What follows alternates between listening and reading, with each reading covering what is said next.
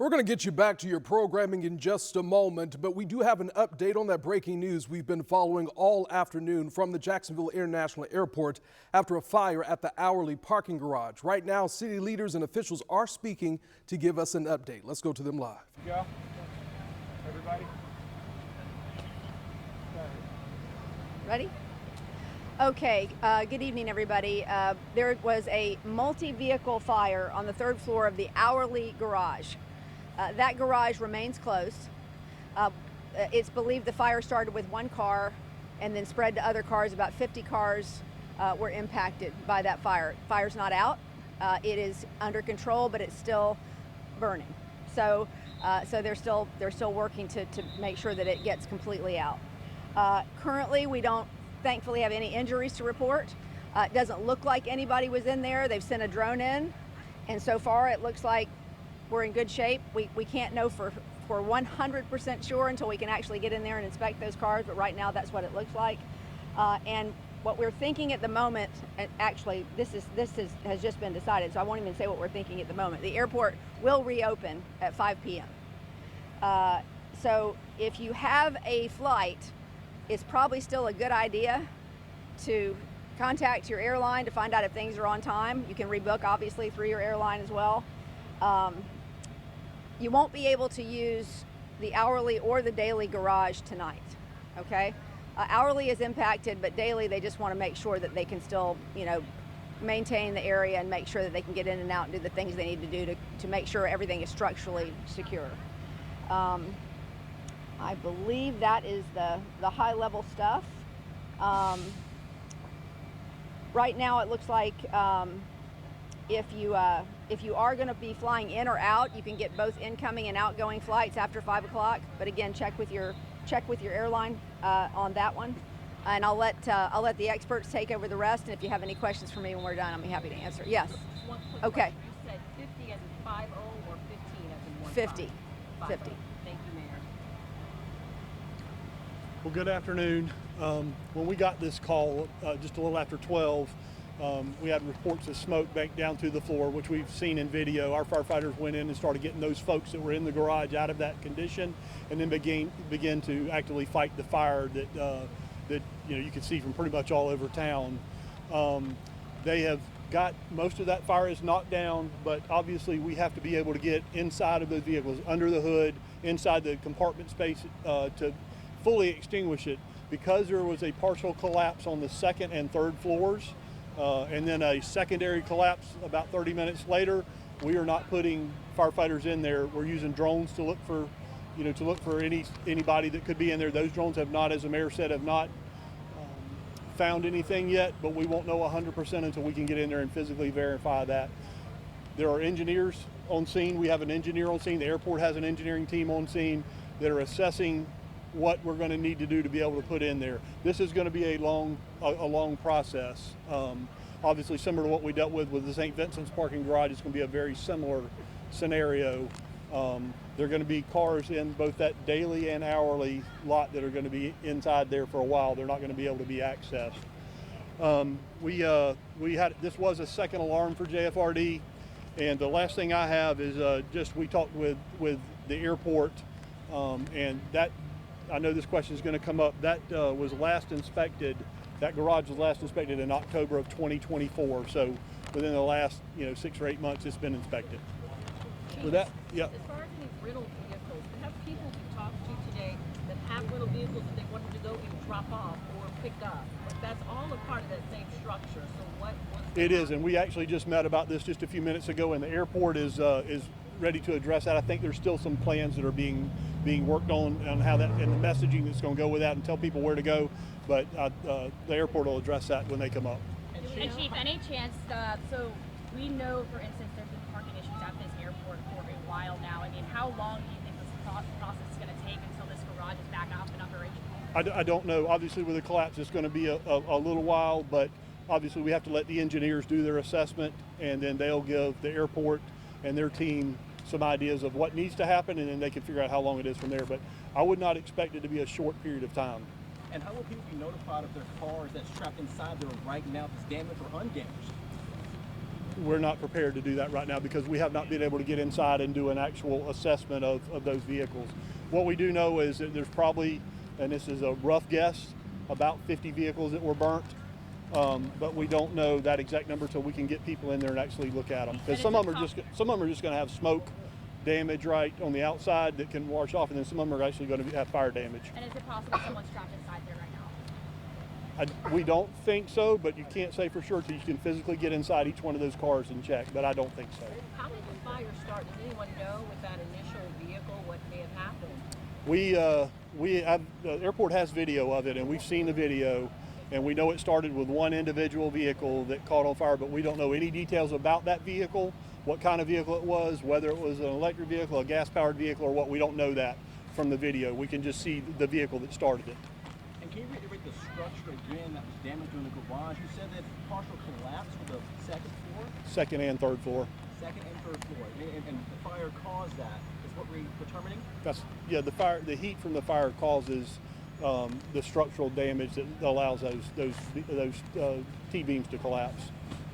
So then these vehicles could potentially be in there during this investigation for probably weeks. I don't want to give a number because, again, we have to wait on the engineers to give us that information, and we just don't have it available right now. And the people who's on the flights right now waiting to be boarded from the flight, is their cars strapped there in the garage? I don't know where those people parked. You know, obviously, probably I would say some, but I don't know. Do we know that they're deboarding the plane right now? That would be an airport answer. So they are? No, that would be. I'd have to. No, they're not. They're not open yet. Well, you get Any more questions for me? We can come back. Go ahead. You do your thing. Michael Stewart, Jacksonville Aviation Authority. Any updates? The mayor mentioned the airport will be opening at 5 o'clock, but obviously flights have been impacted, so it is important that if you're coming here to pick somebody up at the airport, or if you're traveling out of JAX, that you check with your airlines because they're doing the rescheduling of any flights that were canceled or major delays. How many flights do you think were canceled today as a result? I don't have that number, but somebody will be getting it to me and we'll have that answer for you. Any idea about the number of passengers? If I knew the number of flights, I could tell you. We'll work on that. Who should people contact if their car is stuck in the garage? We'll have to work through that. Our website will probably be able to handle that question, but between that and the rental car question that was asked a little bit earlier, we are working through that issue in terms of how we're going to handle rental car returns. Let me ask you this, what does this mean for parking long term? Well, midterm, it means that we have less parking spaces to provide. And we suggest that travelers coming to the airport that are catching flights either use Uber or Lyft or some of the off-airport parking options that are available. How many less parking spots? We're probably close a little over 2,000. 2,000 parking spots less now as a result of that. Well, right now, because we have both garages closed. The hourly garage, which is the closest to the terminal, has a little over 1,200 spaces, and that's going to be closed indefinitely until we can address those issues. So that's about over 3,000. No, for the two of them, it's over. For the Yes. two garages, Yes. is a little over, correct, Yes, 3,000. over 3,000 Yeah. parking spots were down. Okay. What kind of relief is there for people who are waiting here in the cell phone line to get out of the heat? I know I see the buses. We're providing all options available to us to get people where they need to get to, whether it's their car, off airport, or to a point where they can be picked up by someone who's coming to pick them up, or the TNCs, the Lyfts and the Ubers. The cooling buses are out there as well. Oh yes, and these are set up as cooling buses so people can go take a break. I understand it's about 94 out here. So they'll be here until the airport opens then, these buses? Yes. And I have a question real quick. Will this fire affect you guys' garage expansion plan and project you guys have in place in any way? Not the existing construction, but obviously we'll have to address what the repairs will be required for the hourly garage. I do want to commend you, sir, about Tell the us, like, which section it was specifically that caught fire to give the viewer a better understanding. It was I don't know if it was second or third floor. What specifically, where was the car fire? I believe it was on the second floor of the hourly garage. Second floor of the hourly garage, which obviously affected So it's everything about about. and travel to the third as well? Yes. Okay. And is this on the east or western portion of It that is the structure? it is the section closest to the terminal. I've actually have a question for the fire chief. Go ahead. That's fine. Chief, can you tell us a little bit more about the firefighting operations? How many crews responded? What did the process look like? And also, I'm curious about how quickly do you think the fire spread? From someone told me it was almost like dominoes. Well, that's how, obviously that's how it works. As that fire starts to build in that car, the heat radiates to the cars beside them, and then they ignite it and they ignite it. And the more that fire intensifies, the quicker it spreads. But we had 7 engines on scene, 3 crash trucks, 5 ladders, 4 rescues, 3 squads, and 3 tankers. Now those crash trucks that we're talking about are normally used on the airfield. But they were brought over because they have the ability, they have foam in their tanks, and they could spray that foam in there, which would help us suppress the fire a little bit quicker. Those are normally used for like plane crashes. They are, right? yep.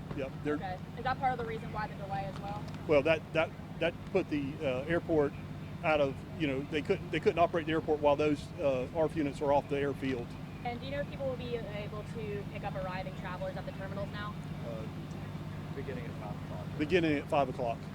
I had a question for the airport. For any of the flights that were diverted, let's say to Orlando or to Savannah, will those planes be able to now come back here to finish their original flight, or it's kind of a start over? That's a decision that will be made by the airlines.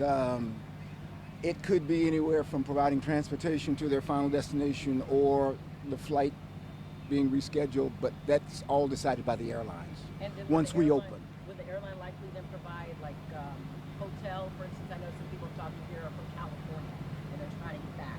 That's a not decision. nice drive. Yes, that's a decision that will be made by the airlines.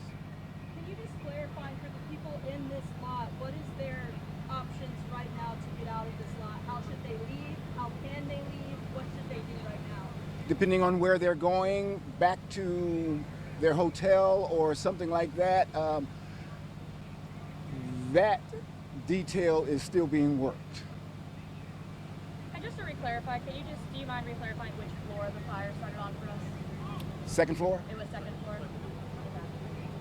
Will there be another update tonight? Not a planned conference as of right now. Thank you all very much. What I wanted to say was, I think the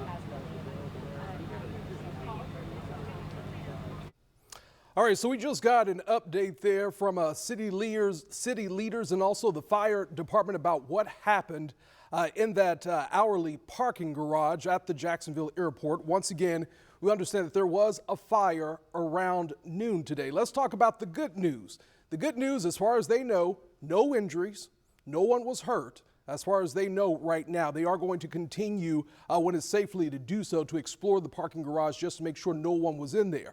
The other point, that's good news, the airport is reopening at 5 p.m. today. So in less than an hour, the airport will reopen. Now let's talk about the bad news, because I've been getting a lot of messages from many of you. You're seeing this news right now and your car is in that parking garage. So we just found out that this fire started with one car in the hourly parking garage that was on the second floor. It spread from that one car to 50 cars. So 50 cars, as far as we know, have been impacted by this fire. Now, apparently, what we just heard there is video of that one car catching on fire. And they're not speculating, because I know there's been some speculation online from many of you about if this was an electric vehicle. They don't have that information right now. They don't know if this was an electric vehicle. They don't know if this was a gas vehicle, but there is video of the car catching on fire. So they're going to continue to look at that and just try to figure out what happened. But once again, airport reopening at 5 p.m. No injuries reported at this hour. We're going to continue to follow this story for you. If you have a car in that parking garage, you just heard them say it's going to be a long process. So you're probably not going to be able to get your car anytime soon. Also, one key point, there was a partial collapse between the third floor and the second floor of the parking garage. We understand the fire started on the second floor, but there was a partial collapse. But as I just mentioned, if your car is there, you're going to have to be patient because it's going to take a while as they continue their investigation before you can get it. So as soon as we find out more information about how you can retrieve your belongings, get your things, we're going to keep you updated. If you don't have the First Coast News app, go ahead and download it right now.